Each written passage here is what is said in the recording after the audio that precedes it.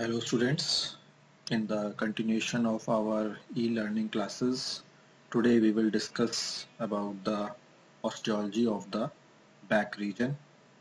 You all know that our back region, the main skeletal component of our back region is the vertebral column. And this vertebral column is made up of 33 vertebrae. There are 7 cervical vertebrae, 12 thoracic vertebrae, and 5 lumbar vertebrae, 5 sacral vertebrae, which are fused to form the sacrum, one sacrum, and 4 coccyx vertebrae, coccygeal vertebrae, which combines to form the one coccyx.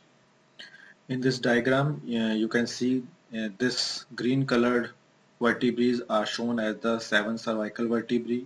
This orange color vertebrae are shown as the 12 thoracic vertebrae. These purple color vertebrae are shown as the 5 lumbar vertebrae.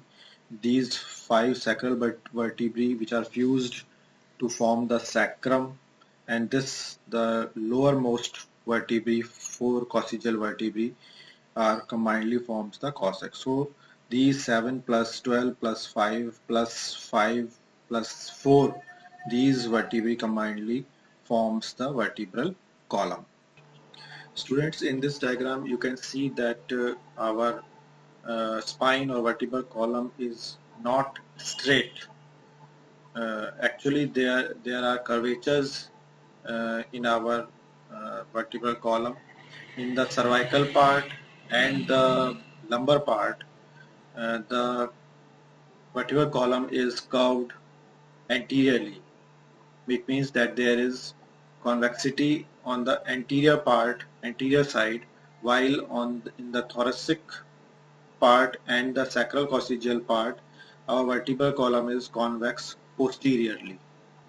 These thoracic curvatures and the sacral coccygeal curvatures are the primary curvatures, while the cervical curvature and the lumbar curvature are secondary curvature, which are developed during after the birth. This cervical curvature and the lumbar curvature, these are the secondary curvature in which this cervical curvature appears during the 4 to 5 months after birth, when the infant starts supporting its head, while the lumbar curvature appears during the 12 to 18 months after the birth, when the child assumes the upright posture. Now, what are the parts of a typical vertebrae? A typical vertebrae consists of a vertebral body, which lies anteriorly, and a vertebral arch. And there are number of processes which extend from this vertebral arch. In this diagram you can see this is the vertebral body which lies anteriorly, bigger part of the vertebrae, and this is the vertebral arch. This vertebral body is the main weight bearing part of the vertebrae, and it is linked to the adjacent vertebral bodies by the intervertebral disc and the ligaments. The size of the vertebral bodies increases inferiorly as the weight supported by these vertebral body increases. The vertebral arch, this vertebral arch forms the lateral and posterior part of the vertebral foramen. So in between this vertebral arch and the vertebral body, you can find the vertebral foramen. So this is the vertebral foramen. The vertebral foramen of all the vertebrae combinedly forms the vertebral canal in which the spinal cord with its membrane lies. This vertebral foramen through the foramen magnum of the skull is continuous with the cranial cavity of the head. The vertebral arch of each vertebrae consists of pedicle and the lamina. This is the pedicle, these are the two pedicles, and these are the two lamina, this lamina and this one. The two pedicles are bony pillars that attach the vertebral arch to the vertebral body, whereas the lamina, these two lamina, are flat sheets of bone that extends from each pedicle to meet in the midline and form the roof of the vertebral arch. So these lamina are flat sheets with joints in the midline, whereas these two pedicles are not flat, but these are pillar-likes which attach the vertebral arch to the vertebral body. As you can see in this diagram, at the junction of the two lamina there is a process. This process is called as the spinous process.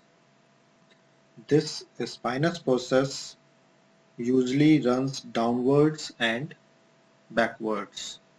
At the junction of pedicle and lamina, there is a transverse process on each side. These transverse processes and the spinous processes serves as a lever for muscles acting on the vertebral column. From the morphological point of view, the transverse processes are made up of two elements. In the thoracic region, the two elements are the transverse element and the costal element. In the thoracic region, the two elements remain separate and the costal element forms the rib. So in the thoracic region, you find the ribs which are attached or articulated with the transverse processes of the vertebrae. Whereas in other regions of the vertebrae other than the thorax, these costal elements do not form the ribs. In the cervical vertebrae, the transverse element fuses with the costal element and forms the medial part of the posterior wall of the foramen transversarium. Whereas in the lumbar region, the transverse element forms an accessory process. Whereas in the sacrum, the transverse element fuses with the costal element to form the posterior part of the lateral mass. Whereas in the sacral part, the costal element forms the anterior part of the lateral mass. And in lumbar vertebrae, the costal element forms the descriptive transverse process. So only in the thoracic region, the costal element forms the rib. Besides the transverse process and the spinous process, there are two other articular processes at the junction of the pedicles and the lamina. These two processes are the superior articular process and the inferior articular process. In this diagram you can see this one is the superior articular process and this one is the inferior articular process. These superior and inferior articular processes articulates with the processes of the adjacent vertebrae.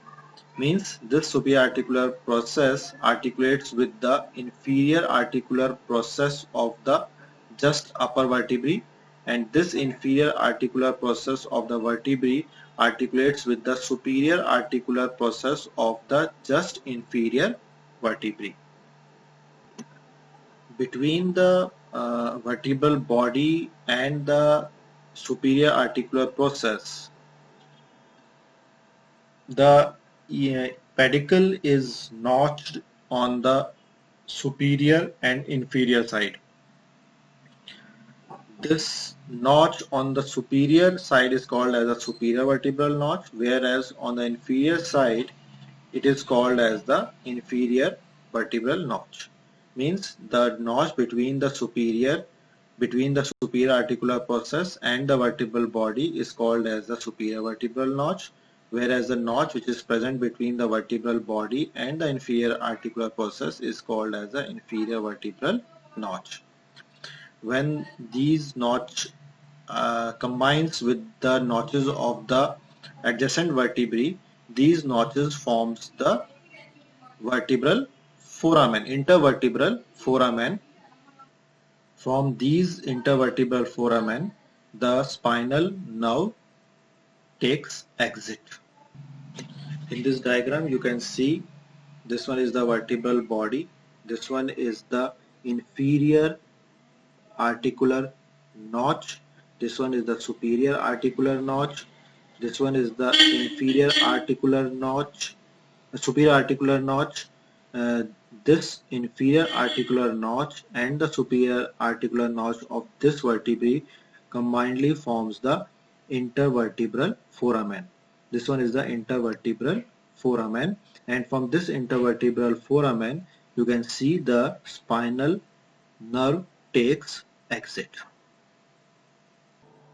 Students, this is the anterior-posterior view of the X-ray of the cervical region of the vertebral column, and in this X-ray you can see these processes. This one, this one, this one. These are the vertebrae. This is one vertebrae, cervical vertebrae. This is another cervical vertebrae. This is also a cervical vertebrae. And in the center you can find this structure. These are the spinous process of the vertebrae, cervical vertebrae. So this is the anterior-posterior view of the cervical vertebral column. In this X-ray, this is the lateral view of the cervical vertebral column. These are the spinous processes posteriorly, and these are the vertebral body. So these are the vertebral body. This one is the vertebral body. This one, this one. So these are the vertebral body. So in this radiograph, you can see this sixth spinous process. This one is the spinous process of the sixth cervical vertebrae. So this one is the sixth vertebral body, sixth, seventh, fifth, fourth, third, second, and first. So these are the seven cervical vertebrae, lateral view of the seven cervical vertebrae. Students, this is the radiograph of the thoracic vertebral column. This is the anterior-posterior view of the X-ray of the thoracic vertebral column. In this X-ray, you can see these are the vertebral body. These are the vertebral body. This one is the vertebral body. This one is the vertebral body. This one is the vertebral body, and these are the ribs attached to the vertebrae. Uh, in this radiograph, you can see this structure on each vertebrae. You can see that this one, this shadow,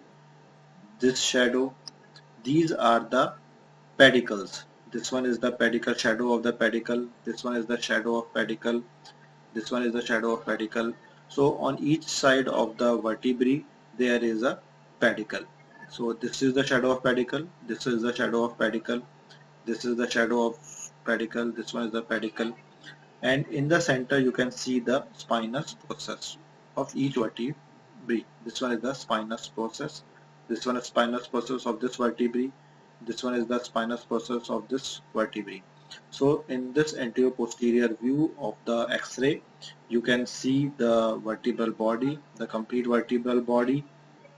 In the center you can find the shadow of spinous process, and on each side you can find the shadow of pedicles, and on each side there is attached ribs. Students, this is the radiograph of the lumbar vertebral column. These are the lumbar vertebrae.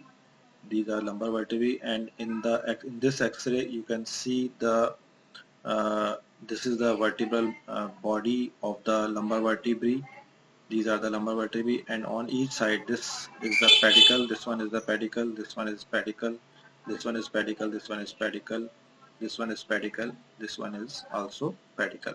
And in the center you can see the image of the shadow of the spinous process. So these are the spinous process. So this is how the lumbar curvature or lumbar vertebrae appears in the X-ray.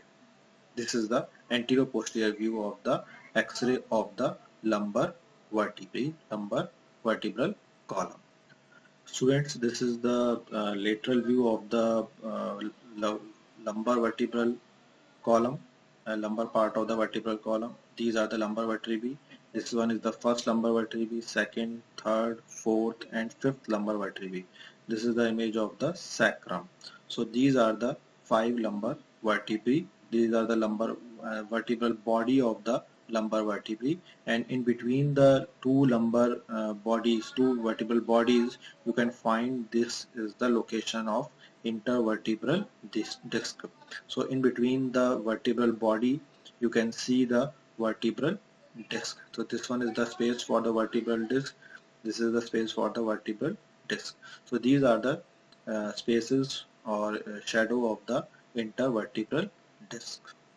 And in this picture you can also see this shadow. This is the intervertebral foramen. So this intervertebral foramen, these are the images shadow of the intervertebral foramen. From these intervertebral foramen you can see the exits of the spinal nerves. So intervertebral foramen and intervertebral disc are more clearly visible in the lateral view of the vertebral column.